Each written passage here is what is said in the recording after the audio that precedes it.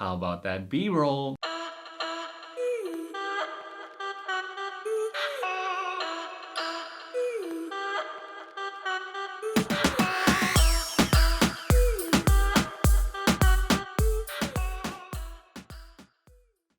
Hello, my name is Tim. Welcome back to B-roll Board Games. Hear me out, I have a couple quick things before I show you all the crazy cool items today. So, first off is how did this all come about? So it started back in January. I was just catching up with my friend Josh, like I always do. I was just saying, hey man, I hope you're doing well. And I have a really cool idea and I think it would be awesome if you were to participate in this little game. That's it, just casual, super nice talk like I always do. I'm always clowning on him, I swear. But yeah, so anyways, I was like, it'd be cool. Send me your top 6 Pokemon across all generations, excluding Gen 1 because I feel like Gen 1 is always having the most amount of attention. Not to say like they're bad. Obviously Generation 1 is still an all-time favorite, but just to give some attention to the other generations, give me your top Pokemon from each one. So then Josh sends me his list, and it was actually a pretty epic set of Pokemon, right? So he has Dragonite, he has Aegislash, which is super competitive, he has Hydreigon, which is actually on mine too, like you'll see in a second. He has Aggron, Lucario, and then we get to the 6th Pokemon. Flippin' dude sends me Zubat. I'm like, are you serious right now? Okay, he doesn't send me Zubat, but he sends me Crobat, but still same thing. Anyways, he sends me, you send me the Pokemon that we all try to avoid. Like, the whole reason we're using Repel and Mount Moon is because of Zubat, and this is the Pokemon you send me as your top 6 of all time. So I'm like, dude, he gets killed in one Psychic. The point of the story is, I send him my top 6 Pokemon too, which is unbiased, probably the best list ever. And I thought to myself, one day it'd be super cool to have tangible items of each of these 6 Pokemon. Just to show on my shelf or desk somewhere, just to have a nice little shrine of my top 6 Pokemon in different and various forms of items. So yeah, I wanted things that were, I didn't want just things that were like a plushie or some keychain you can always pick up at a store. I wanted something unique and I wanted something different that can represent each of those 6 Pokemon. Obviously, as you've seen from the thumbnail of my Instagram pictures, I've expanded beyond those 6, but today I'm about to show you some of the coolest things I've ever seen in my entire life. So I did want to say thank you to all of the creators involved in this video. There are a ton of them, but some did give me a discount, some even gave these for free. But all aside, this is my own opinion, and trust me, I don't have anything bad to say because everything looks so good, and the passion and excitement that stems from what I'm about to show you is genuine. Trust me. And on top of that, all the information is listed below in this video here, so in case you're interested in any of these items, feel free to shoot an email or message to any of these creators. They were super responsive over the past 6 months, so again, thank you to all these creators. You guys are flipping amazing. And on top of that, all these items that I'm showing you, those aren't the only things that these creators make. They make a ton of other things. This is just a gist of the talent and what they're able to do. So, first off, sorry if I butcher anyone's names, I tried my best. But first off is Xevpalletcrafts, who makes Pokemon dioramas and terrariums. As you can see here, it is Hydreigon, which is one of my top 6. So I definitely wanted a terrarium of him. Now this terrarium, it has a plastic cover that comes off. The Pokemon itself is made of plastic. All the blue powder here and stain right here was me being an idiot, putting this Pokemon too close, including the USB, which also stained blue.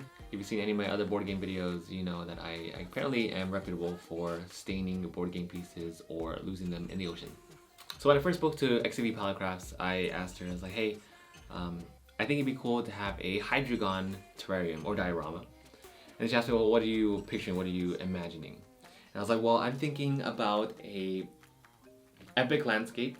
I wanted them to be spewing out Draco Meteor or Dark Pulse, and I want an epic landscape and then lights around it. And I literally can't ask for anything better than this. It looks so freaking cool. There's so much texture. And then for Xevpalletcrafts herself, what initially caught my eye was actually this water Pokemon themed terrarium. It had Squirtle on the very top and a bunch of other water Pokemon, and then on the bottom, she colored the base blue, and then it was an underwater terrarium too. So it was a 2-in-1. It was underwater with all these water Pokemon, and then of course on land with them sunbathing and stuff, and I thought it was so cool and different from everything else that I've seen. And on top of that, she even had this see-through pool on the very top. As soon as I saw that, I was like, I gotta have a terrarium done right here. It looks really awesome. Now what I really like about her dioramas is that she's so good at capturing theme in the Pokemon, and of course B-roll board games, I'm all about theme. She also did this really epic one with Kyogre, Groudon, and Rayquaza.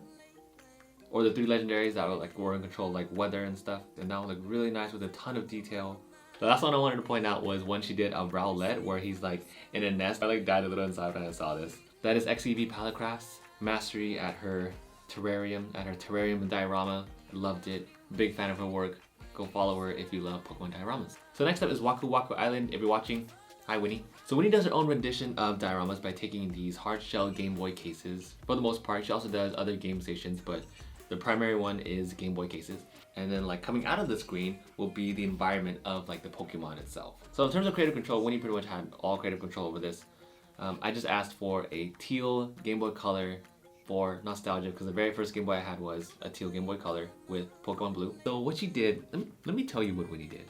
She like took all these super tiny bubbles and somehow I think she like glued each individual bubble onto all these rocks as if like, you know, it's a washing machine, so like imagine bubbles and soap and stuff. So it's like crazy how she managed to get all these super tiny bubbles into all these little crevices. And on top of that, there are other parts of the Game Boy, like the earphone jack has like moss coming out of it. The battery shell, just in case you're wondering, is empty, but different versions of mushrooms like pointing out of here, and it's kind of just chilling in like this rocky, bubbly terrain that he made himself. There are even little bits and shards of like glass coming out. So the attention to detail that she does on all of her work is insane. This is so cool what she did with this, and I'm also very surprised that she had Rotom in stock, because I feel like he's one of the, even though he was definitely competitive in the game itself, he's very underlooked as like a stuffed animal, right? You always see like Pikachu and Charmander, Bulbasaur, Squirtle, all the cutesy little ones, but you rarely ever see Rotom.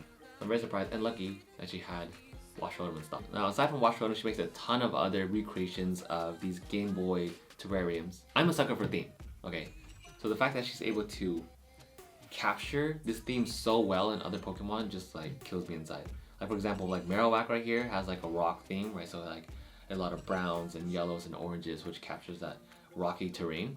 That I thought was super creative. So this Glaceon one was super cool, because then she even painted the Game Boy itself and has all these like different variations of blue and like winter themed colors, which was super creative, and even changed out the buttons to make them blue too. She even has like this Growlithe one, and like she shows like little paw prints leading up to like the Game Boy itself, and like the little chart effects on like the corner and the edges, and then all the plants now are now red, and then the rocks are all black, so it has that fire themed element to the Pokemon. So when I see like themes like that, it just like gets me so excited to see. Gets me excited because it teaches me like how to understand theme better. It gets me frustrated because I know that I can never do something this good, but just like looking over her grid again, it makes me so inspired. So Winnie, thank you for Rotom. It was amazing. I loved it, and I love your work. Oh, and also side note, the other creators are not limited to just one thing. So she doesn't do just Pokemon. She even has other versions of like Link on there. Like she has a DS version where like Link is coming out. So if you like these Game Boy dioramas, go support Winnie. Next up is Zaba Cards. Hi Hunter. So aside from being an illustrator and a card designer himself, he works with a bunch of other artists and makes these super creative custom Pokemon, Yu-Gi-Oh, tons of other cards. Let's talk first about Gengar, but one that he did himself, which is this glow-in-the-dark Gengar. So all these are printed on actual Pokemon cards, and then for Gengar specifically, these are raised edges. The glow-in-the-dark is actually very bright. It looks super cool, and it's everything I would imagine Gengar to be, since he is like the mischievous type that would, you know, play along with Nightfall. Oh, not funny, his ability actually is called also Max Nightfall. And then here I also have 4 other artists that he works with. First up is, you might know her, Lunumbra. The first up is Lunumbra or Jet. She basically takes Pokemon cards and then makes them a full art into what she depicts as their environment, which is always spot on and freaking amazing. Side note, Quackalope or Jesse did a very cool documentary about it. Jesse's also a fellow content creator who does board game tutorials and really cool interviews. Super intuitive, super great guy. And he did a documentary about the behind the scenes of how she makes these art cards, which you should probably check out, link below. Now honestly, if we were to take a second here, I'm like looking at all of these I'm looking at all this artwork that these super talented people do. And I'm like, if you were to ask me to make a full art of the Decidueye, I'd be like, he's an owl, so there should be a moon behind him. And I was like, I don't even understand how you can imagine and picture all of this. Like Like, I envy how these artists can visualize all this and just be able to paint straight off of what's in their head. It's so cool. Now, second up, we have a mashup of Wartortle and Captain America done by PD Pariah. This was actually a very random mashup, but it works because one, Gordo's my favorite starter in Gen 1. Two, obviously I'm a giant fan of Marvel, if that isn't apparent already. And PD also does different mashups with like Pokemon and like Overwatch. So like, for example, he did one with Decidueye and Hanzo, and then he also did one with Greninja and Genji, which I thought were super awesome and cool. I'm gonna say awesome and cool like a million times in this video, but it's true. Next up is Edwin San, who does extended art. Now, extended art is a little bit different from full work art, obviously, because it's not full, but you still have the movesets listed there on the card itself. And he did this really nice, clean, monotone color of Yugioh, which I have here. And that's a nice ode to Pokemon Silver, since Yugioh was the headline for Pokemon Silver. So to see all this in a nice silver matted color was really, really nice.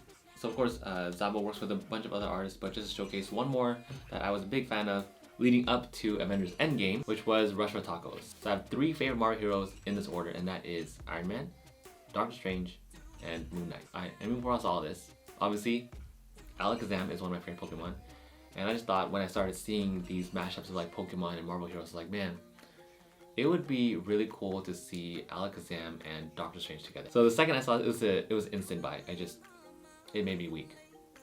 And then this other one here, we have Iron Man and Scizor. Now to be honest, I'm not the biggest fan of Scizor just because. And lastly, I saw this Thanos and Mewtwo mashup, and that fits so perfectly because Mewtwo is this, legendary Pokemon that was all powerful and all knowing, and then of course you have Thanos who has similar characteristics. If someone, now Zaba Cards and Rushfortacos or anyone else who's watching, if you manage to do a Moon Knight and Lunala one, I would probably lose my mind again, because I think that would be a very, very sick mashup. Okay. Now, not to downplay Zaba Cards or anyone else, but to be fair, you've seen custom cards before. What I really respect and admire about Zaba Cards is that he is constantly progressing and pushing the boundaries of all these custom cards. Like, to be honest, I thought, once I saw 1 or 2 cards, like that was it, I loved everything about it, but I've seen everything. And then he like comes out with like glow-in-the-dark cards and like fully metal textured cards and all these other renditions of how you can make custom cards more customizable. And I just thought it was so cool. And like when you see artists and creators like that, it pushes you too, because then it's like, okay, I want to make progress too in what I do. And to be able to see someone who is constantly pushing those boundaries, it motivates me too. Zaba and all the artists that I've talked about here, thank you all for these cards, and I cannot wait to see what you come up with next. So Zaba Cards also worked with Goldstar CCG. Now to stem off of Zaba Cards, I once saw a story where he was working with Goldstar CCG, who makes a lot of custom resin statues. One of the collaborations that they did was with Gold Charizard. So if you don't already know, Charizard was one of the most coveted Pokemon cards you can possibly have when you were in 2nd grade. At least for me. You were a loser if you didn't have a Charizard when you were little. To be honest, I opened a pack, like the booster pack of the old school Charizard one, and I got a shiny Hitmonchan, and I was like the happiest kid alive. Like, I didn't want a Charizard. Does it look like I want a Charizard? I have one now. But yeah, if they made like a gold-plated like Blastoise or Venusaur, my wallet would hurt really bad. But yeah, Goldstar CCG, aside from making these gold metallic cards, mostly makes high-end resin statues. I saw one of a Dragonite where you see all different kinds of dragons, and there's like a lighthouse, and supposedly, and I think they're gonna make that lighthouse have a beam of light shining at the dragons too. So I really want that. But I also backed them on their Charmander onesie. So if you've ever seen Pokemon in their onesies, most likely it was from It's Birdie. If you've ever seen a base level Pokemon and they're wearing their evolution as a onesie, most likely it was probably It's Birdie. So It's Birdie did I think one of the first ones I've seen It's Birdie was one he did of Charmander and Charizard and Squirtle and Blastoise. But yeah, I just backed their resin statue of Charmander wearing his Charizard onesie, and I can't wait for that. So Goldstar CCG, I'm a big fan of your cards and resin statues, if it wasn't apparent already. They make really awesome stuff. Check them out. They're awesome. Speaking of gold cards, the next person I want to talk about is Kaosoricas. Hi Lenny. So Kaosoricas works with a bunch of suppliers to make custom Orgas, which are basically like custom proxies for cards. So of course when I saw a gold Pokemon card, the next thing I looked for were gold Yu-Gi-Oh cards. And I saw these. One was a Dark Magician Girl and one is the Blue Eyes White Dragon. So these are super nice and very fine. The edges are sharp, but I would like it that way because Yu-Gi-Oh cards are naturally, you know, that rectangle sharp shape. I love like the matted feel on these cards. I like the color of these cards. I love the matted and like how vibrant these cards came out. And then in between, as you can see here, are the 3D marble resin printed cards. Let's talk first about Dark Magician. The old school classical magician, the ultimate wizard in terms of attack and defense. I think that's what his original thing said. And what I love about these resin cards is the amount of detail and texture that they have to make them 3D. So like if you look at the edges, they're all raised and like they're carved in. So it's like you took a slab of stone and just like carved it out. And I loved that feel. I feel like in one of the episodes in Yugioh, you see like a stone tablet and like these old school cards of when the Pharaoh was like dueling back in his day. And this is exactly what it reminds me of when I see like Dark Magician. I wish I could have you hold one of these so you can see how awesome they feel, and like the level of detail that they have. So like, for example, let's talk about Slifer. So like, for example, in Slifer right here, even though the text is, I feel like the text is like a translated version of what it said in the anime, maybe. Because it is saying, it doesn't say Slifer the Sky Dragon, it says Same Dragon, the God of Osiris. So maybe that was a translation of what it was in the anime. Correct me if I'm wrong. But you see the hieroglyphics behind Slifer and they're all in like gold, and you see all the edges nice and raised, and like even the details in like his scales and like the wings are all carved out. So this came out so nice. And even on the back too, all these are raised edges of the card itself. And of course the same for the Winged Dragon Raw, except it's all in like ancient looking text. Apparently it's not Arabic, because I asked one of my Arabic friends, but you know, it still looks really cool. Albus, and lastly, Fist of Fate, Kaiba, Albus the Tormentor. So I think what I was worried the most about for Obelisk was his blue, because blue I feel like can turn kind of cheesy real fast, but this was exactly the type of blue that I pictured. Even like all his muscles are like carved out, so like I wish my biceps were like that. Kaosoricas and the 3D marble cards along with gold cards and a bunch of other really cool proxies. Check them out. Thanks again Lenny for working with me for all these cards. Love your work, love the stuff that you have. This is amazing stuff. The last two items I want to talk about are custom artwork pieces done by two artists. The first one is Villiam Boom. So Villiam Boom does Gijinkas, if I'm saying that right, but Gijinkas are basically humanized forms of Pokemon. Now take a second to think about that. The ability to be able to visualize the characteristics of a Pokemon and make that into human form, like that skill set is very hard. I feel like that is a very hard skill set to have and to do it right too. Because think about it, like we know and love Pokemon as they are, but to see them in different form is hard because you have to maintain their characteristics, but then also incorporate them into a new goal per se. So when I was talking to Villiam about this, we were discussing how to make Mega Alakazam. All I really said was, I imagined a very old wise warrior who maybe was carrying around a staff. Blew my mind out of the water. Is that the phrase for it? I don't know. Either way, and what I really love about the art that he did was that he captured all the characteristics of it. Like if I'm thinking about it now, it's kind of like an old, olden monk, right? You have like the red beads along the sides of his coat, right? But it doesn't like fully show and doesn't take away from who Alakazam really is, but at the same time it still accentuates his character and what his character would do, right? So he has like this set of beads along the, right beneath his sleeves. He has a long elevator, he has like a long robe. The staff has like chains on the bottom, which is exactly like the chains, like that.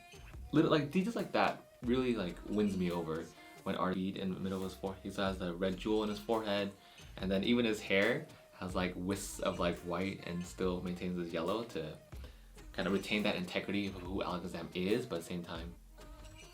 And then the finisher for me was the aura that he's emanating off of this, because he is Mega Alakazam. Like this is the peak of who Alakazam is. He's strong. He's still telekinetic and has all those psychic powers. So the fact that he has like Shadow Ball, like he's holding Shadow Ball, just a pink ball, and then that purple aura around him. I'm absolutely lost for words. Like, this came out so nice. I absolutely loved it. Villiam Boom, you're a genius. This is amazing. As a side note though, both Villiam Boom and the next artist did give me a JPEG version of artist, and then I printed these myself on a metal canvas. On like this metal canvas from Nation's Photo Lab. Okay, last up, but certainly not least, is Lulubelle. So Lulubellule, I'm sorry, I hope I'm saying that, okay, hope I said that right. But Lucille is the last artist I'm gonna talk about today. And she did this crazy, cool, accurate, on-spot, amazing visual representation of what I pictured. And all this started from the 6 Pokemon that I wanted as my top 6. But for this specific art, I wanted me in it obviously, but then as a Pokemon trainer, and then I wanted 6 of like the most bad, I don't know if I'm allowed to say that online, bad, hardcore Pokemon, hardcore, crazy, strong, powerful Pokemon alongside me in this rendition that you see here. So I gave her, so to help her visualize this, I gave her like a classic 5-paragraph essay about a classic 5 to 6 paragraph essay about how I visualized each and every Pokemon, just so she has enough details to work with. Okay, so first off, I said I wanted Hydreigon, Tyranitar, and Blastoise to kind of be preparing for a final battle. The overall theme of this is the last fight of your life. But yeah, and then I also talked about Decidueye. I was like, I want Decidueye to kind of be lurking in the background since he is a ghost type Pokemon. Mega Alakazam, again, to be emanating that super powerful aura as he would be from a Mega type, from Mega Alakazam. And then Blaziken just looking like Bruce Lee and about to rip someone apart. Now for the environment, I wanted something kind of close to when you ever played Pokemon Silver or Gold and you go back to Kanto and then you fight Red, spoiler alert. I wanted that kind of like that final arena last battle type feel to it. So here you can already see like there's already cracks in the ground that Blastoise is making, and then all these like heavy Pokemon are like making dents into the surface, and you see like the Pokemon, you still see the Pokemon logo as if like it's the final battle arena, and then just very, very dark, but you still see the shadows of Decidueye, and just you still see the walls of like the stadium itself, like shown here right in the background. So I love all those little details, and even the sparks that come off of Blaziken. All this came out so well. I honestly couldn't ask for anything better than this. So Lucille, thanks so much. You are amazingly creatively talented, and I loved how this came out. And thank you to all these artists involved. This was a huge, huge project that took 6 months to finally complete once I managed to gather and organize and communicate with all these people. So it was very nice and very fun to be able to work on this. I loved it, and hopefully I can do something like that in the future. If you have any other artists in mind that you love for me to showcase, please comment below, and then I'd love to get in contact with them. Hopefully, maybe in the future we'll do a part 2 to all this. But until next time, see you later.